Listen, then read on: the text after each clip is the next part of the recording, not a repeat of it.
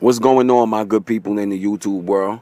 It's your boy Bradley, and I'm right back at y'all with another video. Today, we're going to talk about Manny Pacquiao's jaw.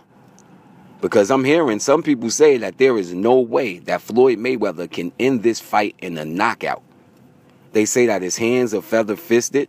They say that he doesn't put together power punches. And they also say that his last knockout was against Victor Ortiz, which was a little cheap.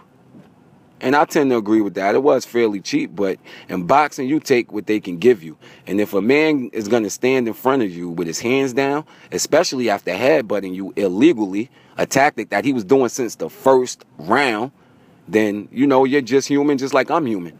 You may have taken that same shot. But no reason to get back into that. We want to talk about Manny Pacquiao's jaw. And does he have a granite jaw?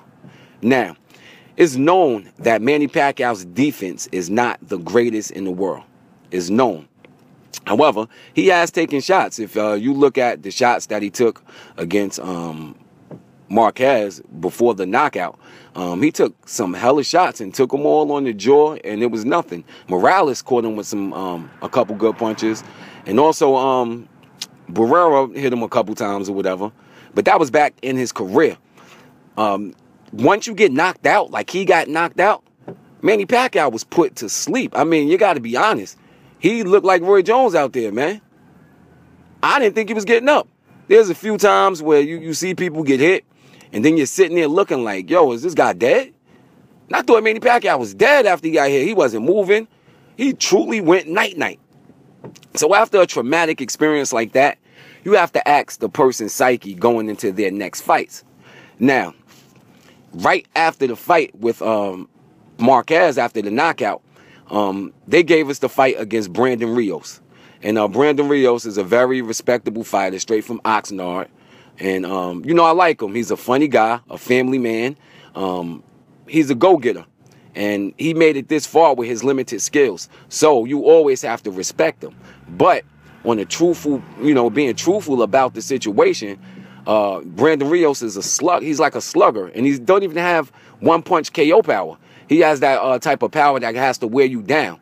So going into the fight, we knew, well, his promoter or the matchmakers knew that Brandon Rios was his feet was slow. We know that Manny Pacquiao has some of the best feet in the business, or the fastest feet in the business.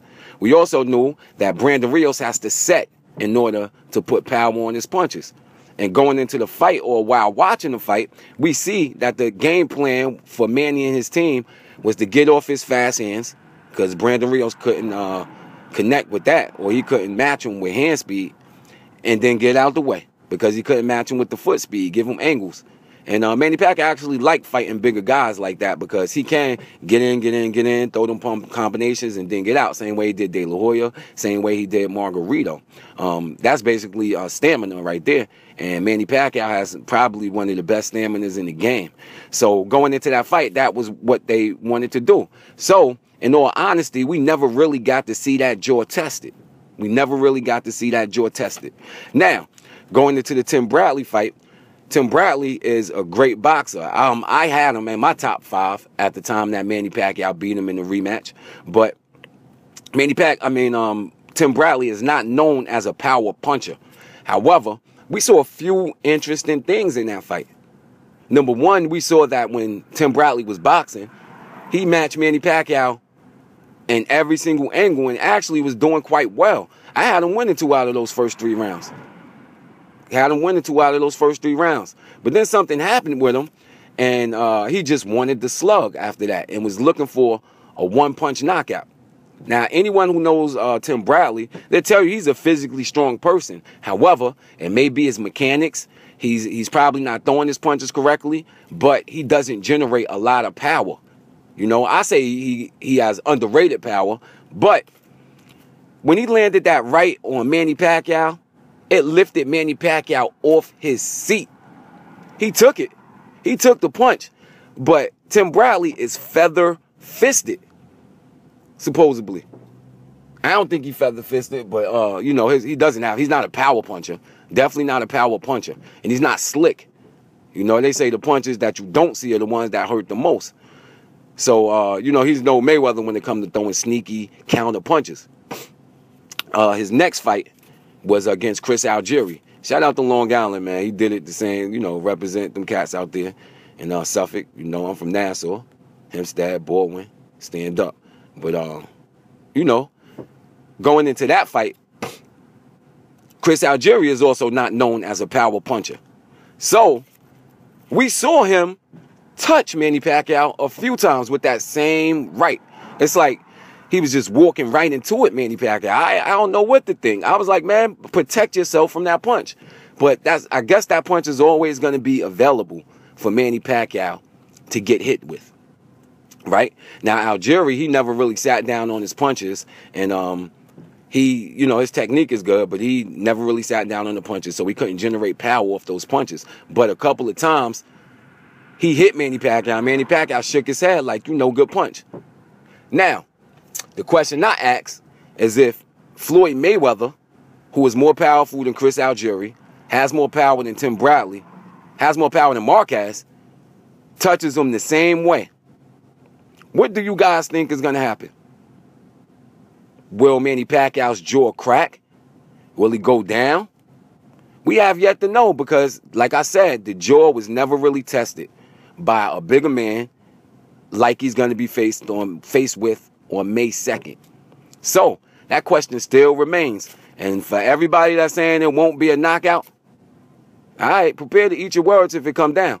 Because I think it's a strong possibility that Mayweather could get a knockout here. He has a couple ways to go. He could go to the body or he could go to the head. And, you know, the hardest punch is the punch you don't see. And it's a lot of stuff Manny doesn't see. Especially that straight right hand. Remember where y'all heard it first. Keep it tuned. I'm going to go into a little bit more in a couple more weeks.